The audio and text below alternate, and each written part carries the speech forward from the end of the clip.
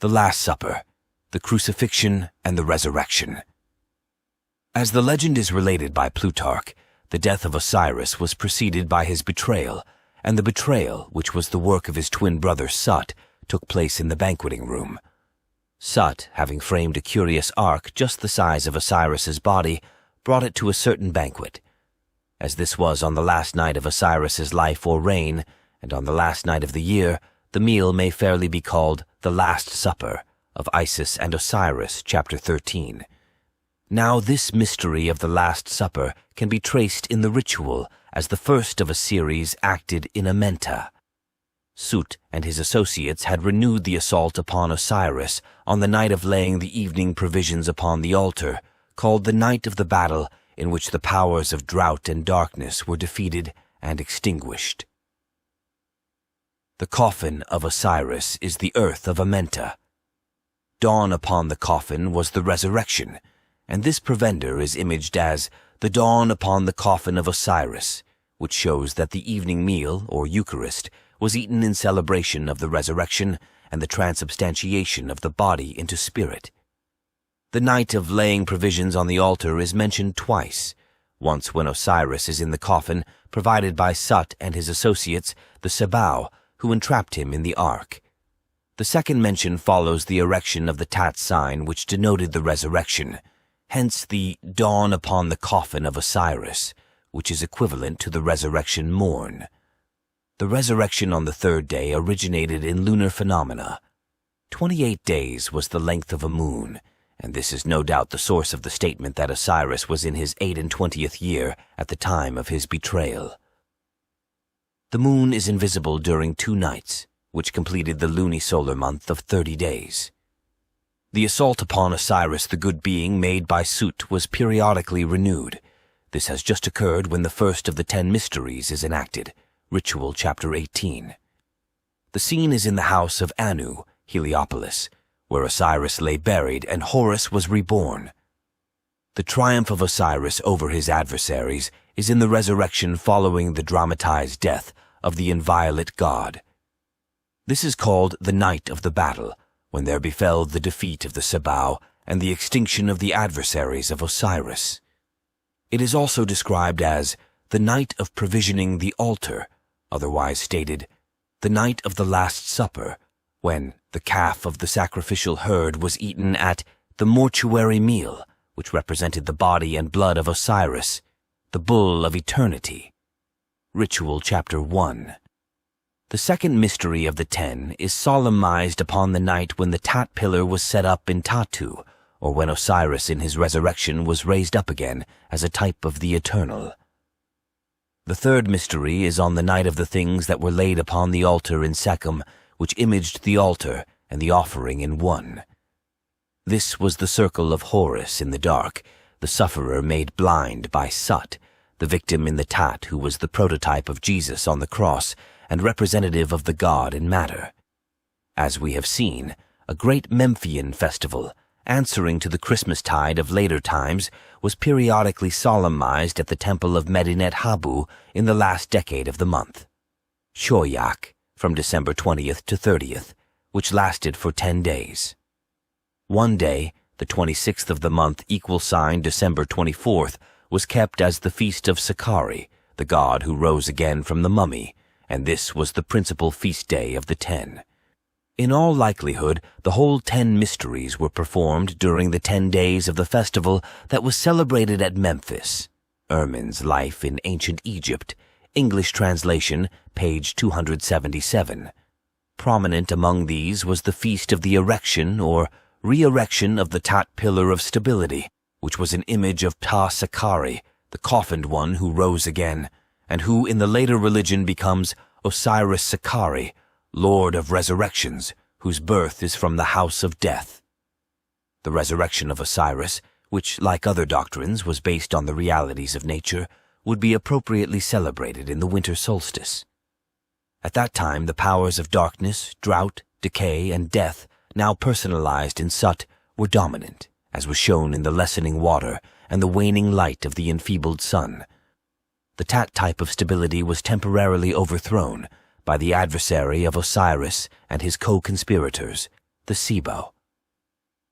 Here begins the great drama of the Osirian mysteries in 10 acts, which is outlined in the ritual. The putting of Osiris to death, so far as a god could suffer, was followed by the funeral, and the burial by the resurrection.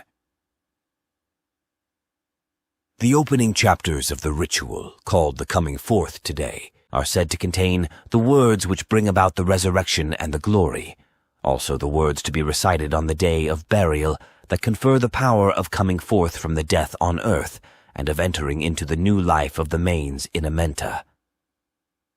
Horus is described as covering Tesh, a title of the mutilated Osiris, as opening the life fountains of the god whose heart is motionless, and as closing the entrance to the hidden things in Rusta, chapter 1, verse 18.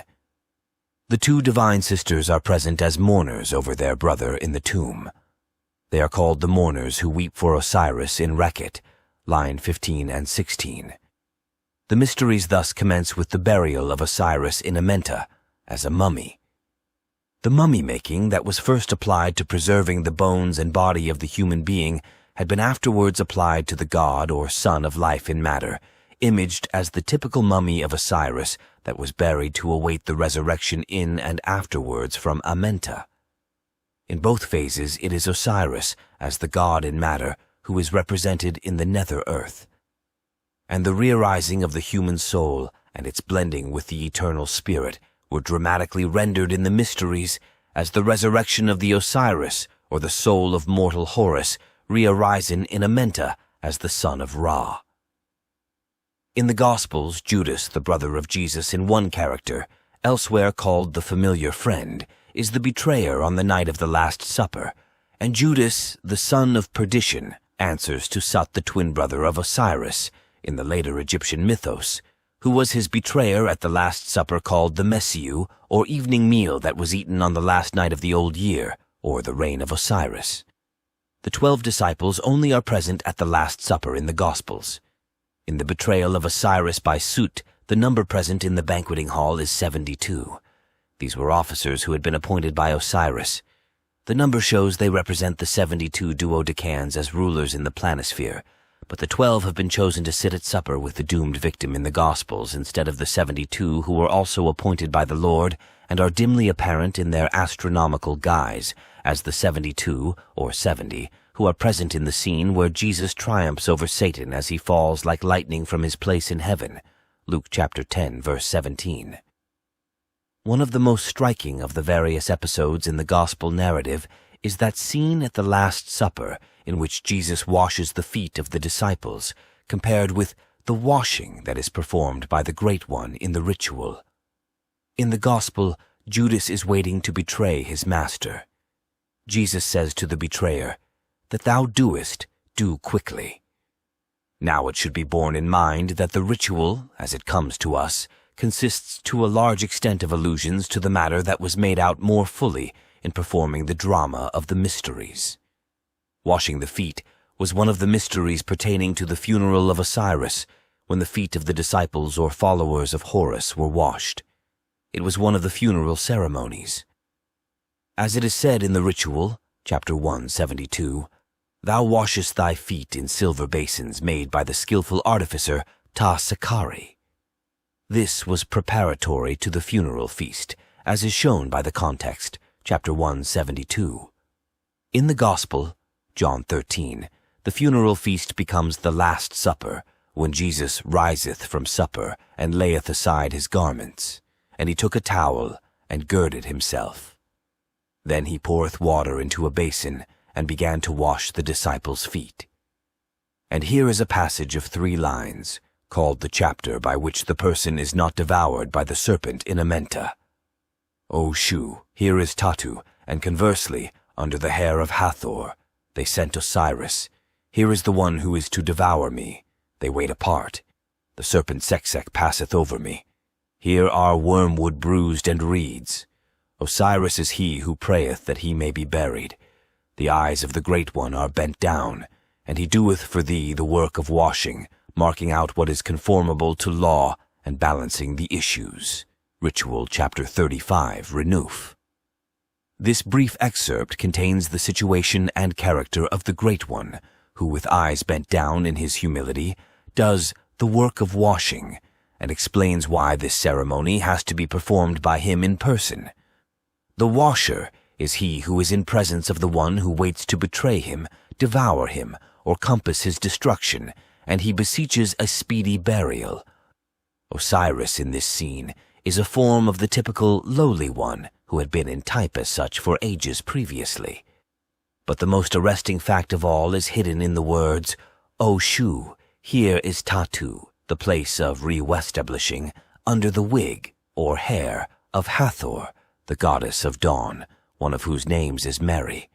And it is here beneath the hair of Hathor Mary, they perfume and anoint Osiris for his burial. This, when written out as history, contains the anointing and perfuming of the feet of Jesus by Mary, who wiped them with her hair. Luke chapter 7, verse 38. The two bathings of the feet are separate items in the Gospels, whereas both occur in this one short chapter of the ritual in which Osiris is anointed for his burial, and at the same time he does for others the work of washing and purifying, marking out what is conformable to law and balancing the issues. Osiris also is he who prayeth that he may be buried, and Jesus, knowing that his hour has come, says to Judas the betrayer, that thou doest, do quickly. And later, friend, do that for which thou art come. Matthew chapter 26, verse 50, which is the equivalent of Osiris praying that he may be buried. The wormwood bruised or crushed, and the reeds are utilized in the crucifixion for furnishing the bitter drink, which was offered to the victim with a sponge placed upon a reed. A reed was also put in his right hand. These things were portrayed in the drama of Amenta. They were acted in the mysteries and explained by the mystery teachers. The Osiris passes through the same scenes and makes continual allusion to the sufferings of Osiris, or Horus, his great forerunner, and finally the drama was staged on earth and reproduced as history in the Gospels. That is the one final and sufficient explanation of episode after episode belonging to the mysteries of Amenta reproduced according to the canon as veritable gospel history. The scene in Gethsemane may be compared with the scene in Ptah, where Horus suffered his agony and bloody sweat when wounded by the black boar Sut. Ptah was an ancient name of Sasenu, a locality in the lunar mythos, which was also called Cayman, later Smen, a word signifying number 8, applied to the enclosure of the 8, and the suffering of the wounded Horus in Smen is, as now suggested, the Osirian original of Jesus bleeding in Gethsemane. Ptah is not called a garden, but it is described as a place of repose for Horus that was given to him by his father for his place of rest. Ra says, I have given Ptah to Horus as the place of his repose. Let him prosper. The story is told in the chapter of knowing the powers of Ptah, Ritual chapter 112. The question is asked, Know ye why Ptah hath been given to Horus? The answer is, it was Ra who gave it to him in amends of the blindness in his eye, in consequence of what Ra said to Horus. Let me cook at what is happening in thine eye today. And he looked at it. Ra said to Horus, Pray, look at that black swine. He looked, and a grievous mishap befell his eye. Horus said to Ra, Lo, mine eye is as though soot had made a wound in it. And wrath devoured his heart. Then Ra said to the gods, Let him be laid upon his bed that he may recover.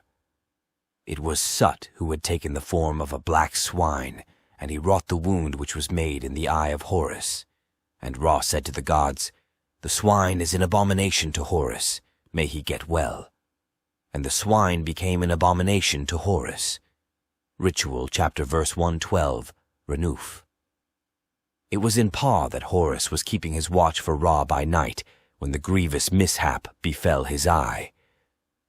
He was watching by command of Ra, who had said to Horus, Keep your eye on the black pig. The eye was lunar, with which Horus kept the watch for Ra, and Sut, in the form of the black boar of darkness, pierced the eye of Horus with his tusk, the moon being the eye of Horus as the watcher by night for Ra. Sut, on whom he kept the watch, transformed himself into a black boar and wounded Horus in the eye, whilst he was watching on behalf of Ra as his nocturnal eye in the darkness. Jesus in the Gospels keeps the watch by night in Gethsemane, as is shown by the disciples failing to keep it.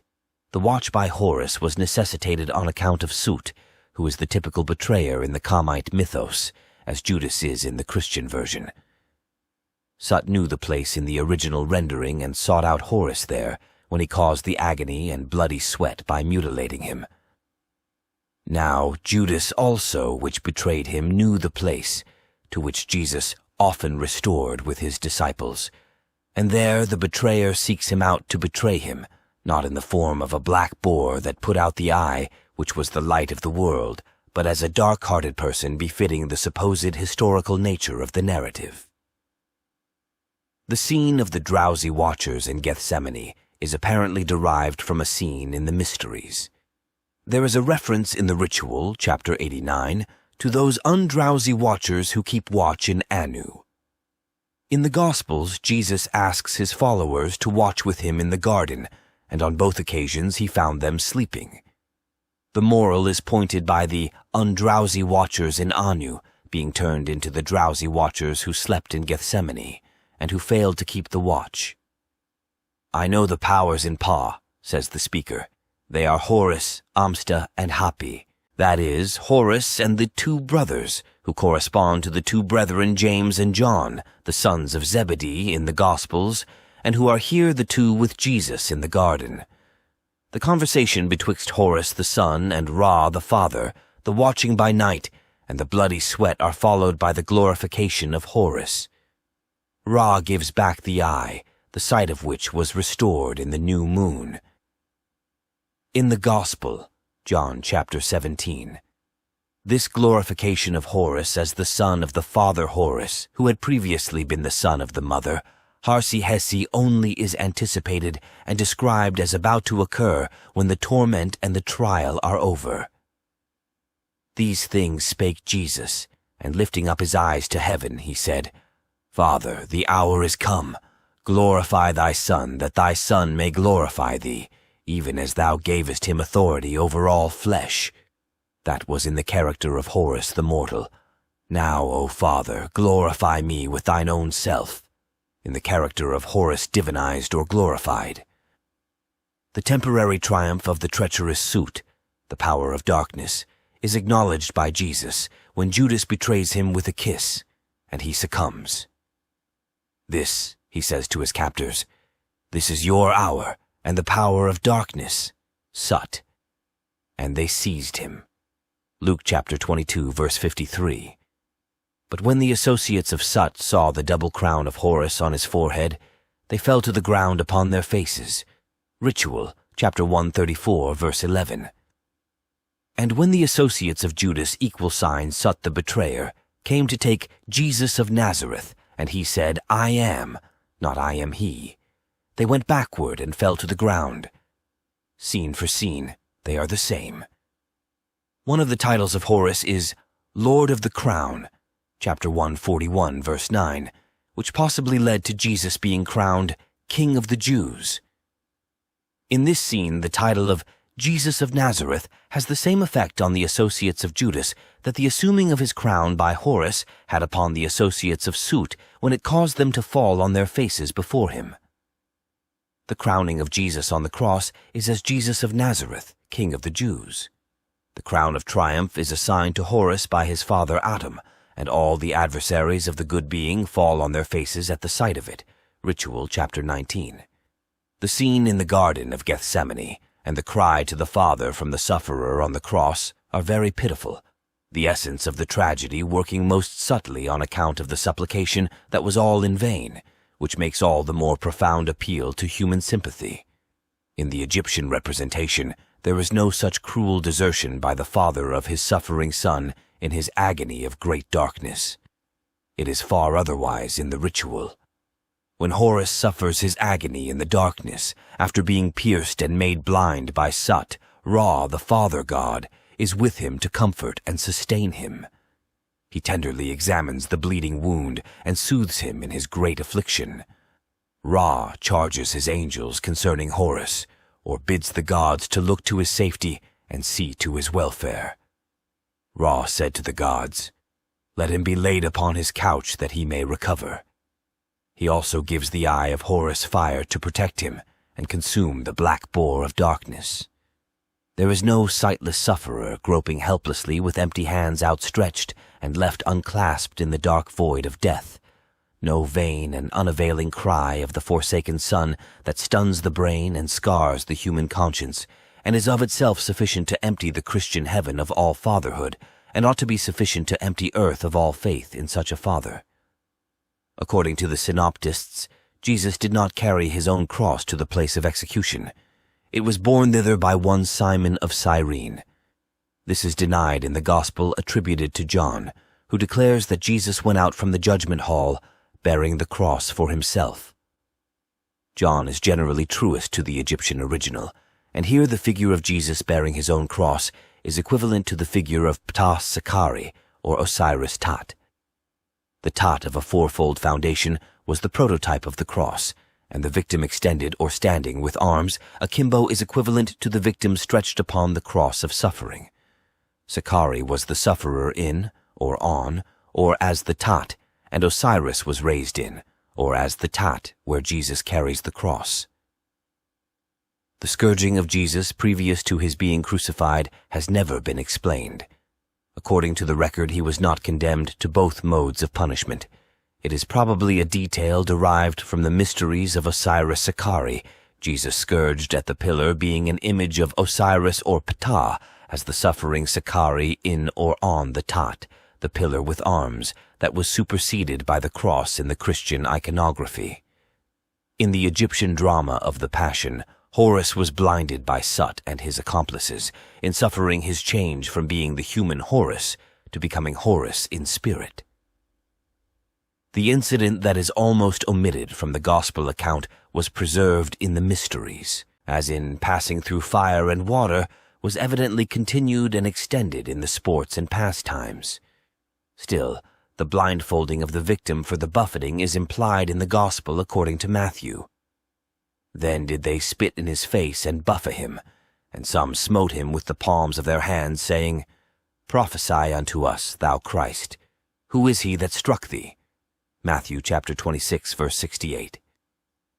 It was a common popular tradition that the Christ was of a red complexion, like the child or calf which represented the little red sun of winter, and also the Virgin's infant in its more mystical character. Moreover, there is a tradition of a crucified child Christ who was colored red like the calf in the paintings. Among the portraits of God the Son, Didron cites one in a manuscript of the 14th century, which answers to the red Christ as a co-type of the red calf.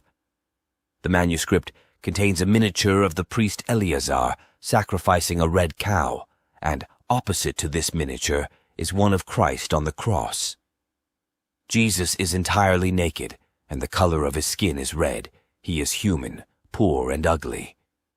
The red Christ, equivalent to the red Horus, is here identified with the red cow, and therefore with the red calf of the ritual, which was a symbol of the little red sufferer, the afflicted one in the winter solstice. In some of the mystery plays, the Christ wore a close-fitting, flesh-colored garment, through which the nails were driven into the wood of the cross.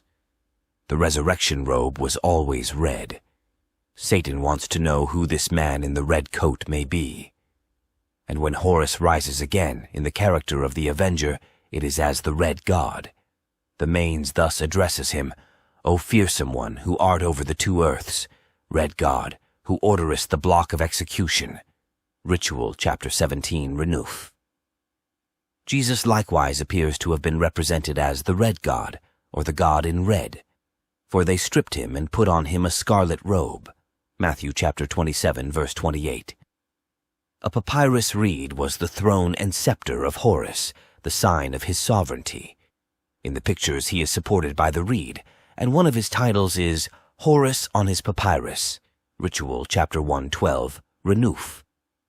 The reed also has been turned to historic account in making a mockery king of Jesus. And they plaited a crown of thorns and put it upon his head, and a reed in his right hand. And they kneeled down before him, and mocked him, saying, Hail, King of the Jews! And they spat upon him, and took the reed, and smote him on the head. Matthew chapter 27, verse 27 through 30. Jesus is posed in another form of the Osirian sacrificial victim. One meaning of the word Sekari is the silent.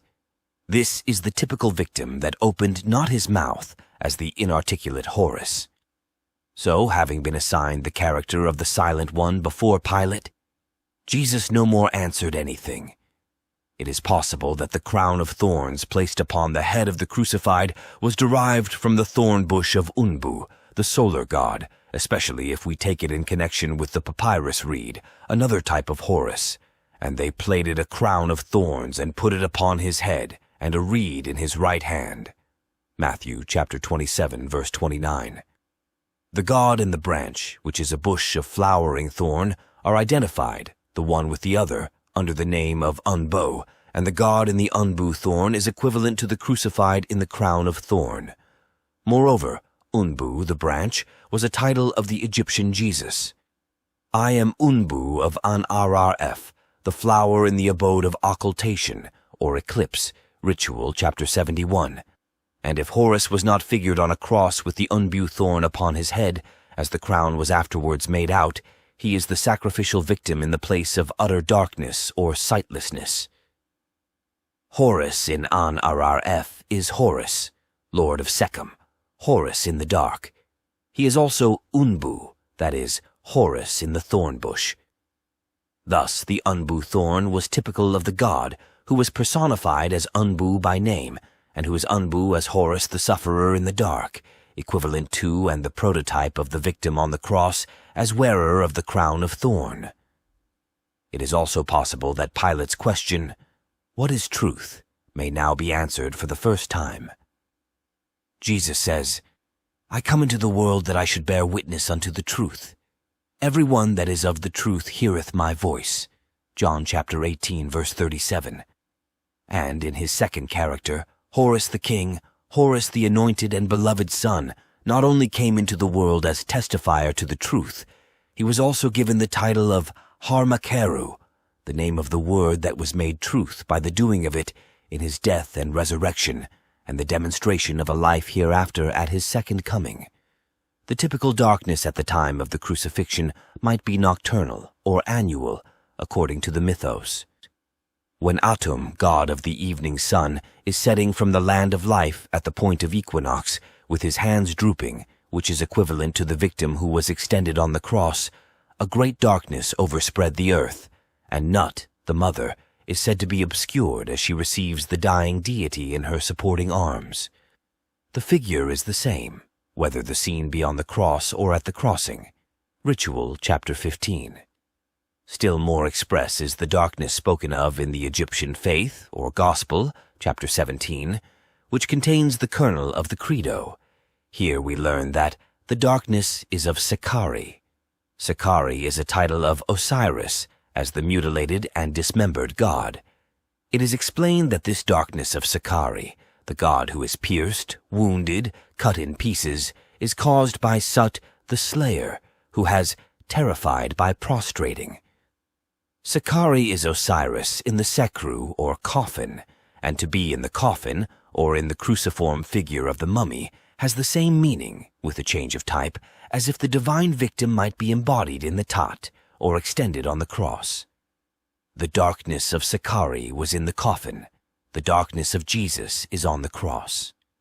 It is observable that the sixth division of the Tuat in Amenta, corresponding to the 6th hour of the night, has no representation of Ra, the solar god, and in his absence, naturally, there was darkness. But the 3 hours' darkness that was over all the earth at the time of the crucifixion has no witness in the world to its being an historic event. In the mythical representation, it was natural enough. As the night began at 6 o'clock, the 6th hour according to that reckoning was midnight, and from 12 to 3 there was darkness for 3 hours in the mysteries. The great darkness is described in the ritual as the shutting up of Seb and Nut, or heaven and earth, and the resurrection as the rending asunder. The main saith, I am Osiris, who shut up his father and his mother when, or whilst, the great slaughter took place. I am Horus, the eldest of Ra, as he riseth. I am Anup on the day of rending asunder. Ritual, chapter 69, Renuf. In the coming forth from the cavern, the risen one exclaims, Let the two doors of earth be opened to me. Let the bolts of Seb open to me, and let the first mansion be open to me, that he may behold me who hath kept guard over me, and let him enclose me who hath wound his arms about me, and hath fastened his arms around me in the earth. Chapter 68. The one who had held him fast with his arms about him in the earth, and who is the keeper of the dead on earth, is Seb. Hence it is he who kept guard over the body that was buried in the earth. The part of Seb is also assigned to Joseph of Arimathea, who took the body when it was embalmed with 100 pounds of myrrh and aloes, and made a mummy of, and laid it in his own tomb. The tomb of Seb, the earth, John chapter 19, verse 38 through 41, becomes the garden of Joseph. The bolts of Seb are replaced by the great stone that Joseph rolls against the door of the sepulchre, Matthew chapter 17, verse 60. And he who kept guard over the mummy Osiris in the sepulchre is represented by the guard who watches over the tomb in the history. Pilate said unto them, Ye have a guard, go your way, make it sure as ye can. So they went and made the sepulchre sure, sealing the stone, the guard being with them. Matthew chapter 27, verse 66. The guard that is set to keep watch and ward at the sepulchre may be compared with the wardens of the passages, who are attendant upon Osiris in the tomb. These are the powers that safeguard the body or mummy of Osiris and keep off the forces of his adversaries. The passages are those which lead to the outlet of Rusta in the resurrection, Ritual chapter 17. In the chapter by which one arriveth at Rusta, the deceased has risen again. He says, I am he who is born in Rusta. Glory is given to me by those who are in their mummied forms in Ptah, at the sanctuary of Osiris, whom the guards receive at Rusta when they conduct the Osiris through the demesnes of Osiris. In this scene of the resurrection, the deceased comes forth triumphant as Osiris risen, chapter 1:17. The dead are there in mummied forms, and these are received by the guards as they rise and reach the place of egress in Rusta. In the Gospel according to Matthew, a watch was set upon the sepulchre. The guard is spoken of as the centurion, and they that were with him watching Jesus. Matthew 27, verse 54. These were watching when the graves were opened, and the dead, in their mummied forms, were raised to come forth from the tomb. As nothing occurs in the Gospel except by miracle, the graves are opened by an earthquake for the passages to be made, which passages were very ancient in the geography and pictures of the Egyptian nether world. The guards, or soldiers, in attendance on Jesus, are 4 in number, at least it is said that they took the garments of the dead body and made 4 parts, to every soldier a part, John chapter 19, verse 23. These guards correspond to the 4 guardians of the coffin Hapi, Tuamutef, Kapsenuf, and Amsu, who watch by the sarcophagus of the dead Osiris, one at each of its 4 corners. In a German passion play, the 4 are invincible knights named Dietrich, Hildebrand, Isengrim, and Lorraine. At the time of the death upon the cross, there is a resurrection which is not the resurrection. This is a general rising of the manes, not the resurrection of the Christ. And behold, the veil of the sanctuary was rent in twain from the top to the bottom, and the rocks were rent, and the tombs were opened, and many bodies of the saints that had fallen asleep were raised. In short, a general rising must have preceded the personal resurrection of Jesus on the 3rd day after the crucifixion. It is added, however, that the manes who had already risen came forth out of the tombs after his resurrection, and appeared unto many. Therefore they stayed in the open tombs a day or 2 longer, in order that he might have the precedence. When Horus rises as a spirit, the Lord of Mahurit, the risen one, is represented by a hawk, and he says, I am the hawk in the tabernacle, and I pierce through the veil, or, in another lection, through that which is upon the veil. To pierce through the veil of the sanctuary is equivalent to rending the veil of the temple. The hawk is a type of the sun god in the solar mythos and of the spirit in the eschatology. Thus the veil was pierced or rent asunder when Horus rose in the shape of a divine hawk to become the Lord of heaven. In the Gospel, Matthew chapter 27, verse 51, at the moment when Jesus yielded up his spirit, it is said, "And behold, the veil of the sanctuary was rent in twain from top to bottom, and the earth did quake, and the rocks were rent, and the tombs were opened."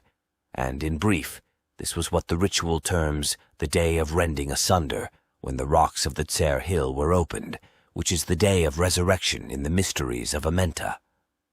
The death of Osiris was followed by the Saturnalia of Sut, in a reign of misrule and lawlessness which lasted during the 5 black days, or dies non of the Egyptian calendar when everything was turned topsy-turvy, a Saturnalia which to all appearance is yet celebrated in Upper Egypt. James Fraser, Golden Bough, chapter 1, page 231. The mutilation of Osiris in his coffin, the stripping of his corpse and tearing it asunder by Sut, who scattered it piecemeal, is represented by the stripping of the dead body of Jesus, whilst it still hung upon the cross, and parting the garments amongst the spoilers. In John's account, the crucifixion takes place at the time of the Passover, and the victim of sacrifice in human form is substituted for and identified with the Paschal Lamb. But, as this version further shows, the death assigned is in keeping with that of the non-human victim. Not a bone of the sufferer was to be broken. This is supposed to be in fulfillment of prophecy. It is said by the psalmist, chapter 34, verse 20, "He keepeth all his bones, not one of them is broken." But this was in strict accordance with the law of totemic taboo. No matter what the type, from bear to lamb, no bone of the sacrificial victim was ever permitted to be broken, and the only change was in the substitution of the human type for the animal, which had been made already when human Horus became the type of sacrifice instead of the calf or lamb. When the Australian natives sacrificed their little bear, not a bone of it was ever broken. When the Iroquois sacrificed the white dog, not a bone was broken. This was a common custom, on account of the resurrection, as conceived by the primitive races, and the same is applied to Osiris. Every bone of the skeleton was to remain intact as a basis for the future building. After the murder and mutilation of Osiris in Sekhem, the judgment is executed on the conspirators in the mystery of plowing the earth on the night of fertilizing the soil with the blood of the betrayer Sut and his associates. This is done before the great divine chiefs in Tatu. In the Gospels, Matthew chapter 27, verse 6, the chief priests take the place of the divine chiefs in the mystery of plowing the earth and fertilizing or manuring it with the blood of the wicked. They buy the potter's field, and this was called Akeldama, the field of blood. The field of blood here, bought with the price paid for the betrayal, takes the place of the field that is fertilized with blood in the ritual. In the Acts, it is Judas himself, not the chief priests, who purchased a field with the reward of his iniquity. According to this version, Judas fertilizes or manures the field with his own blood, as does the betrayer Sut on the night of fertilizing the field in Tatu. When, in his resurrection, Jesus reappeared to the disciples, they thought it an apparition.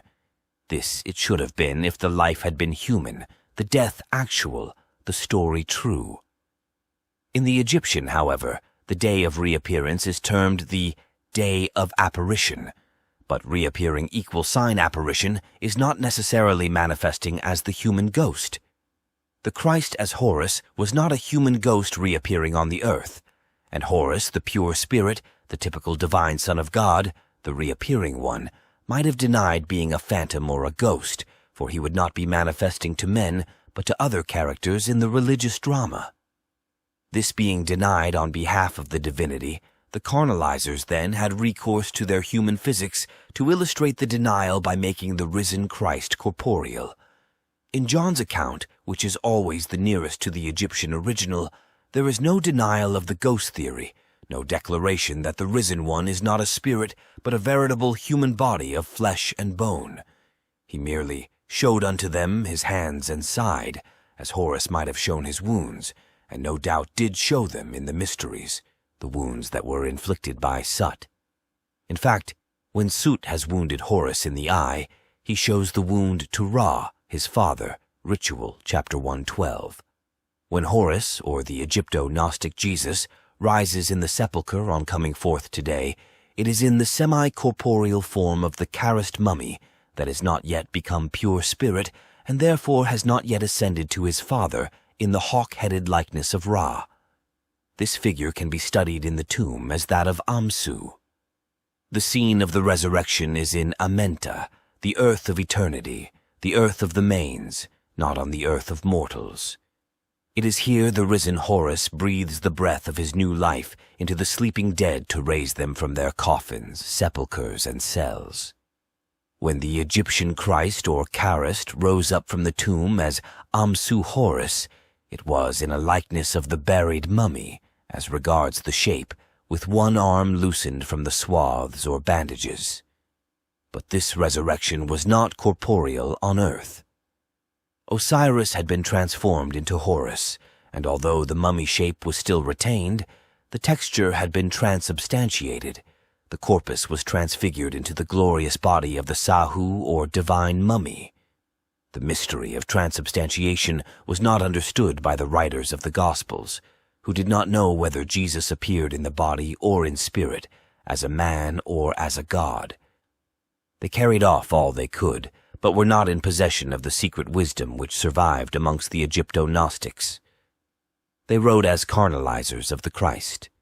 It follows that the risen Jesus of the canonical Gospels is not a reality in either world, neither in the sphere of time nor as divine Horus transfigured into spirit. 'Tis but a misappropriated type, the spurious spectre of an impossible Christ, a picture of nobody. The Christian history fails in rendering Horus as an apparition of Osiris.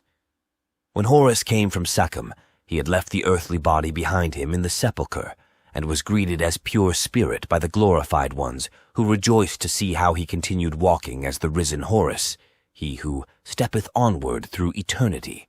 Ritual, chapter 42. Jesus in this character comes forth from the tomb in the same body that was buried and still is human, flesh and bones and all.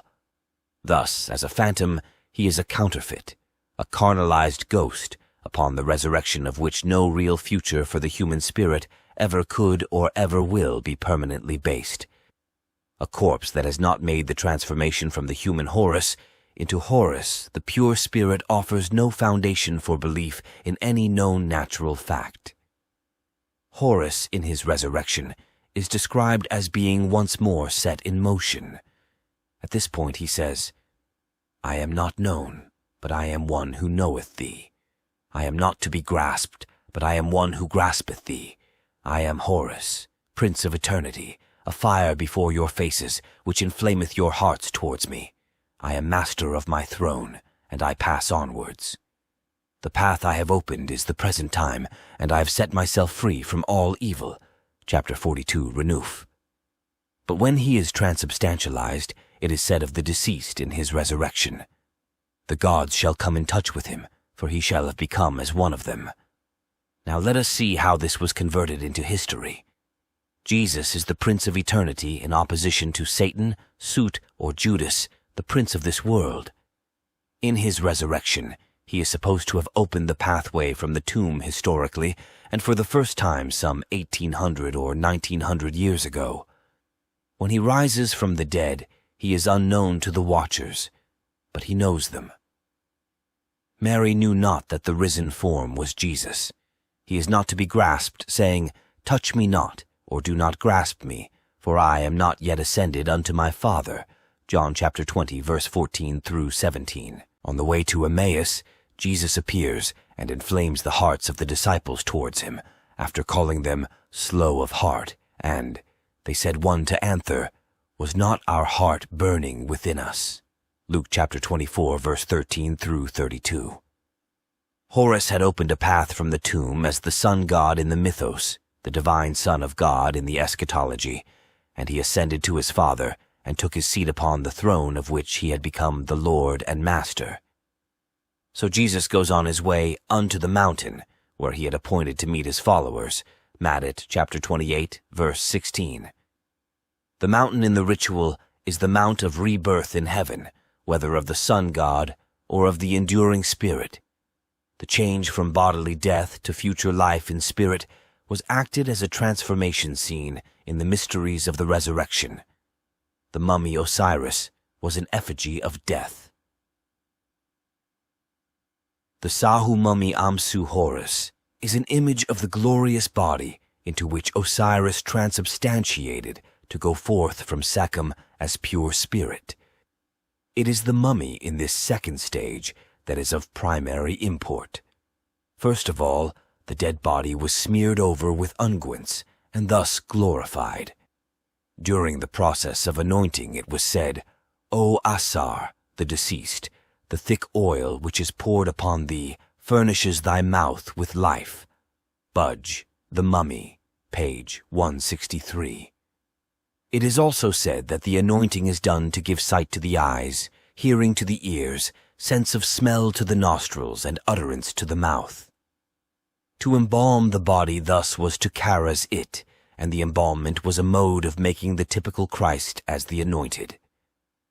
Thus the mortal Horus was invested with the glory of the only God-begotten Son. Now this making of the crust, or mummy Christ, after the Egyptian fashion is apparent in the Gospels.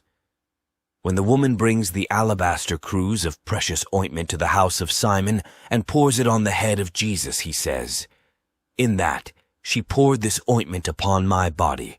She did it to prepare me for my burial. Matthew chapter 26, verse 12.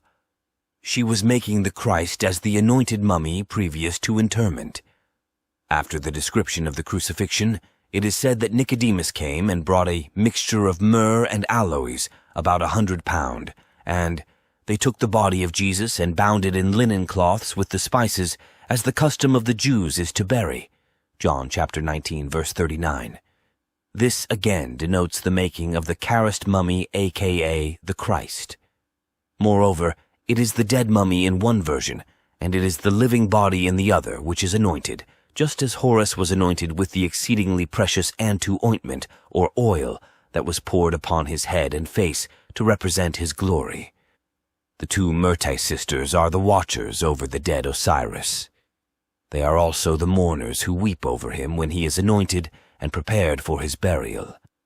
It is said of Osiris that he was triumphant over his adversaries on the night when Isis lay watching in tears over her brother Osiris, chapter 18. But the Myrtae sisters both watch and both weep over the dead body. In the vignettes to the ritual, one of the two stands at the head, and one at the feet of the body, on the bier. These two mourners, weepers, anointers, or embalmers appear in the Gospels as two different women. According to John, it was Mary, the sister of Martha, who anointed Jesus for his burial. And as these are the two divine sisters in historic guise, we ought to find one at the head of the victim and one at the feet, as in fact we do so find them. In the account furnished by Luke, it is said that the woman who stood behind at the feet of Jesus weeping began to wet his feet with her tears and wipe them with the hair of her head. Luke chapter 7, verse 38. No name is given for the woman who was a sinner, which seems to denote the other Mary called Magdalene. Matthew also omits the name of the woman with an alabaster cruse or flask. In keeping with the mythos, this other one of the two Myrtae sisters should be Martha. But the point is that the woman with the cruse does not anoint the feet of Jesus. She poured the ointment upon his head as he sat at meat. Matthew chapter 26, verse 7. Thus we see there are two different women who anoint Jesus, one at the head, one at the feet, even as the two divine sisters of Osiris called the Myrtae, or watchers, stand at the head and feet of Osiris when preparing him for his burial, or watching in tears like Isis, the prototype of the woman who never ceased to kiss the feet of Jesus since the time when he had come into the house. Luke chapter 7, verse 45. We have identified the other sister Nephthys, the mistress of the house, with the housekeeper Martha, and as Nephthys also carries the bowl or vase upon her head, This may account for the vessel of alabaster that was carried by the woman who poured the ointment on the head of Jesus, whereas Mary, the sister of Martha, poured it on his feet. Martha is one of the two Myrtae by name. In the Egyptian mythos, the two Myrtae are Isis, the dear lover of Horus the Lord, bowed at his feet, and Nephthys mourning at his head. The Charist mummy was the body of the dead in Osiris, who were prepared by human hands to meet their Lord in spirit, when wrapped in the seamless vesture of 1,000 folds, which was typically the robe of immortality, when they were baptized and purified and anointed with the unction of Horus taken from the tree of life. The process of preparing, embalming, and Christifying the mummy obviously survives in the chrism or crism of the Roman Catholic Church. The chrism itself is properly a white cloth, which the minister of baptism places on the head of the newly anointed child. The chrism as ointment is made of oil and balm. In the instructions for private baptism, it is charged that the minister shall put the white vesture, commonly called a chrism, upon the child. The chrism cloth is still the vesture of immortality, for if the infant dies within a month after birth, the chrism is its shroud, and the chrism child becomes an image in survival of the Charist mummy in Amenta. Let it be assumed that to all appearance the resurrection in Amenta is corporeal. The human Horus, or the Osiris, who had passed through death and been laid out as the mummy in the Tuat, still retains the form of the mummy that was made on earth. The difference is in Horus having risen to his feet and freed his right arm from the burial bandages. Indeed, the dead were reincorporated in Amenta as the Sahu mummy.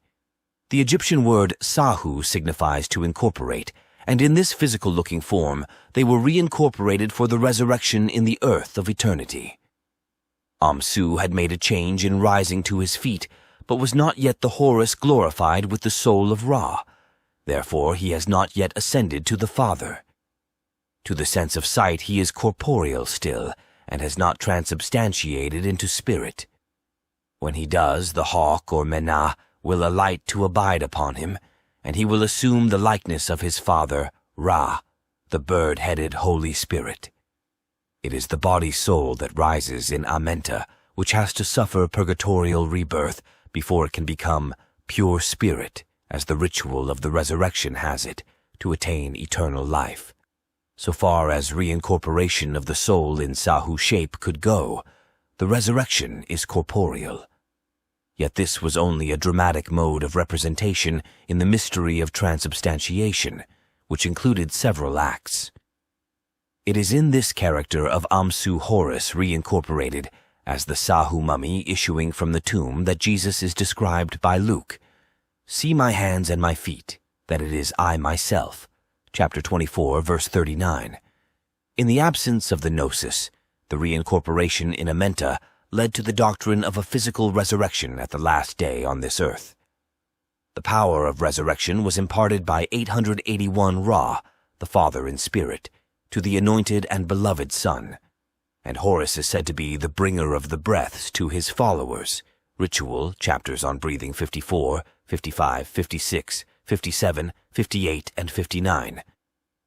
Horus, as he issues forth today in his resurrection, comes to give the breath of life to the manes in Amenta, saying, "I give the breezes to the faithful dead amid those who eat bread." This chapter of the ritual follows the decease of Horus, which is equivalent to the crucifixion of Jesus.